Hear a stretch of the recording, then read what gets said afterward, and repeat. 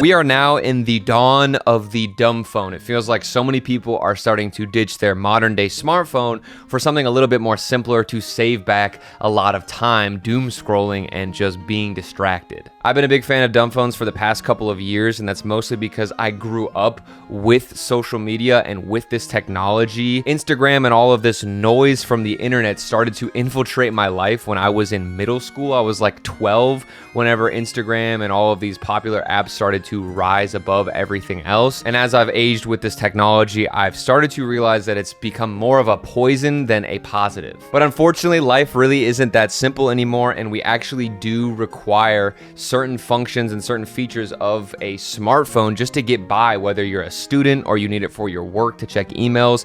The idea of not having a smartphone is not really feasible anymore. Okay, wait, I'm gonna stop for a second so that I can address this, because I know I'm probably gonna get some more comments just like this one that are, so let me understand this. If you lose your phone, you cannot move around because you need the map app, or you need your bank app all the time, or you need to use QR all the time. I live in the most advanced place on earth in terms of technology, and I reach out for my phone so rarely for anything that just hearing this makes me question if the problem is not much the need for technology, but more of a consistent inability of most people to function without a device for whatever reason it may be. And I understand the sentiment here that a lot of people are saying they can't live without their smartphones. And I just want to say that yes, clearly if you don't have your smartphone, you're gonna be fine. Like, you will still manage, but it's just at that point, if you don't have any smartphone, I would argue that the lack of convenience at a certain point just becomes a waste of time and it's inefficient.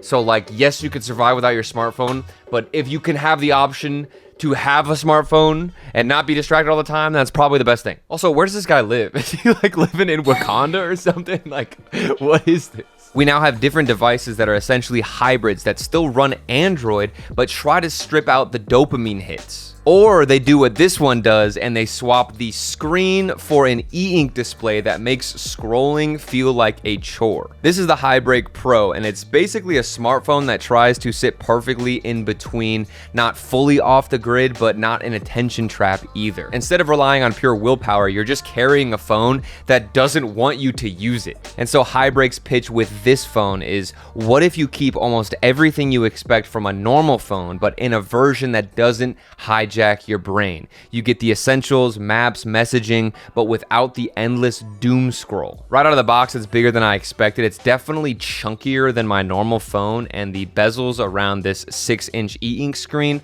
definitely stand out. You've got a 4,500 milliamp hour battery, which is pretty big for an e-ink display, and it gives me about 2 to 3 days on a single charge. Charging is 18-watt fast charging when it actually decides to charge, but we can get into that mess later. It's got 8 gigs of RAM paired with 256 gigs of internal storage, and the chip that it's using is the MediaTek Dimensity 1080, which isn't some cutting edge flagship. It's about 3 years old, but in all honesty, for what you're doing on an e-ink screen, which is just reading, texting, and maps, this is more than capable. And it does have some decent extras. There's a 20 megapixel camera on the back, a fingerprint scanner built into the power button, NFC, and also an IR blaster on the top. On paper, it's not an absolute beast, but for a phone that wants to slow you down, the specs are actually kind of stacked. The star of the show here, though, is absolutely the e-ink display. It's literally why this phone exists. It's the whole point. It's a 6.13-inch panel at 300 pixels per inch, which is the same sharpness as a lot of top-tier e-ink readers that are similar sized as this one, like the Books Palma. The text looks really crisp. Long articles, books, or Reddit threads, if you want to read those, actually feel good to look at and to read with your eyes that aren't going to get nuked by like an LCD or OLED screen. There is a drop shadow around the corners where the screen sits in the frame, and some people have hated that, but I actually think it's kind of charming. It makes it look like a framed page under the glass. Honestly, the higher refresh rate modes still look pretty good in my opinion, and while yes, it's less like dopaminergic and you don't get as addicted or intrigued at what you're looking at, it's still possible to have an enjoyable experience, whether you're reading, watching a YouTube video, or just browsing browsing Chrome or the internet. But with great hardware and a great screen comes great responsibility to make the software match that same level. And the default launcher here is downright despicable. It's rough. It feels very unfinished, very cluttered. As soon as you launch this thing up, you're going to be hit with a lot of bloatware that you probably won't ever touch. So the first thing I did was just wipe out all of the junk, and I switched to the Niagara launcher. This launcher feels like it was made for e-ink devices, and it just organizes everything, puts my favorite apps front and center, and creates a very clean experience with any e-ink display. There is a custom control center though that comes with this build of Android, and you can toggle things like your brightness, airplane mode, your flashlight, and your usual things that you would need from your control center, as well as, of course, the e-ink center. This is where you're going to spend most of your time making sure everything looks good, but honestly, even on the default mode, this e-ink screen looks great to me. I'm not too picky with my e-ink screens, even though I love this technology. I just think everything kind of looked good on the default mode, even with a higher refresh rate. Scrolling is a little bit sluggish, but that's essentially the point. The friction here is a feature. When it comes to texting, I actually found that using the text-to-speech was way better and more convenient because it's a lot easier to mistype on an e-ink screen than it is like a regular smartphone. The call quality was great. My wife didn't even notice that I was using a different phone, besides the fact that my text messages were now green, and she was also pissed because she couldn't FaceTime me anymore. The 20 megapixel camera on the back is definitely nothing to write home about.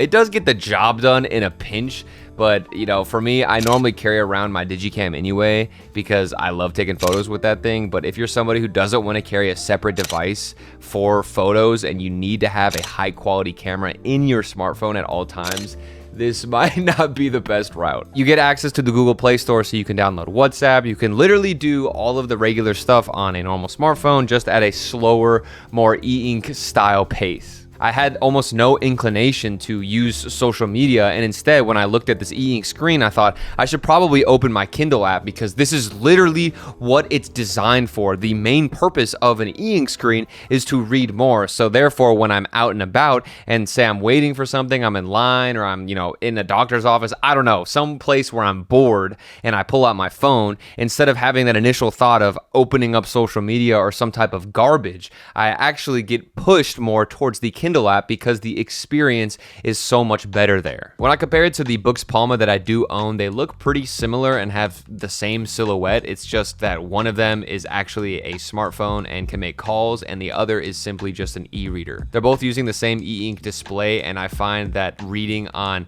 either devices is a flawless experience. The Hisense A9 is also an option on the market, but that one requires more tinkering. I know a lot of people buy this phone, and sometimes it's not even rooted with Google Play services, so you have to figure all that yourself. And most people actually install something called Lineage OS, which is just a completely different build of Android, I believe. So there's more tinkering with this smartphone. But you might reconsider diving more into the alternatives, because when it comes to this Big Me HiBreak Pro, there's a lot of issues. First off, the buttons rattle on the side a lot whenever you shake it, so it doesn't necessarily scream premium.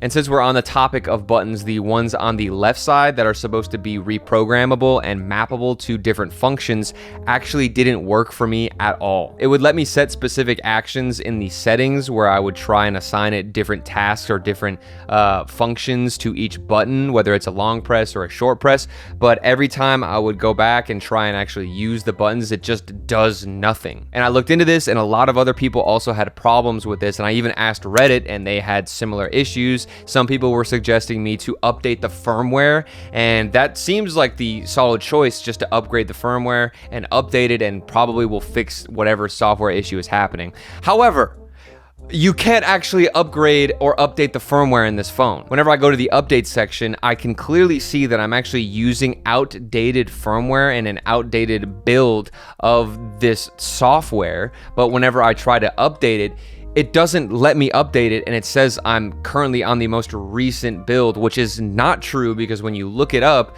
there's already like a 2.3.0 version that's been pushed out to other devices. Next up, the IR Blaster on the top doesn't actually work with any of the Google Play Store apps that I downloaded that require and let you use the IR Blaster, which led me and a lot of other people to think that this isn't an actual IR Blaster, and it's just like some red plastic that is, you know, maybe like something for design or an extra aesthetic piece that they added. But that's actually not true because somebody else on Reddit posted a link to download an APK, which is like the most sketchy APK ever. I don't even know what app I downloaded, but this is an IR Blaster app that's not on the Play Store, and it does work with my TV. So it is an IR Blaster, but it doesn't work with all of the Google Play Store apps that you could download it with. The auto brightness is also really sensitive, so if you have that on, it's going to instantly change as soon as any of the lighting conditions move or you even rotate the phone slightly. So that's kind of annoying and doesn't actually seem usable. And now for the biggest issue that I found with this device, and that is the charging. This thing doesn't actually charge normally whatsoever. Whenever I plug in a Type-C, it doesn't even do anything. It doesn't budge at all. The only way I've gotten this thing to charge was by shoving the Type-C in a little bit more and applying pressure. However, as soon as I release that pressure, it just immediately stops charging. So the only solution I found to get this thing to get some battery was to shove it between a magnetic light that I use, as well as some type of wall that'll automatically just shove the cord in and let it get some charge because it's pushing the Type-C into the device. And I have no idea how long this is gonna work. I have found one Reddit post that said that they had the same issue, and they went through like this huge rabbit hole that kind of scared me a little bit when it comes to the customer support here, where they basically bricked their device, I believe. So I would recommend reading this to know what you're really up against if you run into the same issue. And all of these things are just so disappointing because like I genuinely love this technology. I love the idea of an e-ink smartphone. I changed the wallpapers on here to be like manga related. It has the perfect aesthetic for me. I get so much joy whenever I pick up this phone. It's not as distracting. I don't find myself struggling with screen time ever whenever I was using this thing for the past few weeks. It's just all there, but the software bugs and the actual hardware issues when it comes to charging just really took a lot of wind out of my sail for it. E-ink devices like these are kind of like the Wild West because we haven't gotten a big, huge company or corporation to make a smartphone type of device that has an e-ink screen that's running Android, and all of this stuff has usually just been in like Kindles. And you know, even the ones that seem to be doing it well, like books, they always have some type of issue. They have a lot of dead pixels that come with their devices, and even then, my Books Palma is still very buggy, and I do run into some issues when I'm using it all the time. And this all does come in at a premium price tag of $440, so it's not cheap, and you're willing to just kind of throw yourself in the fire to see what type of item you get if you do make the purchase. Even with the flaws, even with the issues, I'm telling you, I really believe in this future of a smartphone that uses an e-ink display. I seriously think that eventually we're all gonna get so fed up. I've already reached the point because I'm chronically online, so I'm aware more, I feel like, at least more sensitive to what the noise of social media, the noise of the internet has done on my life. So I'm already starting to step back because I've kind of speedrun this whole mental health thing when it comes to being overwhelmed with information that I'm seeing online. And that's why I'm into this technology, and I think it's a waiting game for a lot of other people to realize that you can get the best of both worlds with a device like this one. And I still loved using this thing even with the problems that I found, which I think says a lot. However, I did get sent this device from Big Me for free to review for the channel, so I'm not gonna be mad if this doesn't work because I didn't invest my own money into it. But if I did, I would be very upset, and I could understand why somebody else would, and that's why it's so hard to recommend. Thank you so much for being here and watching me yap about cool tech that I find to be interesting, and I hope I'll see you in the next video. Right back, southern boy, born from the off path. I was out for a minute, now I'm laxed. Had to find a groove real quick, had to leave my six, trying to stack my sins in the past. Now I'm rolling my spliff, toss God.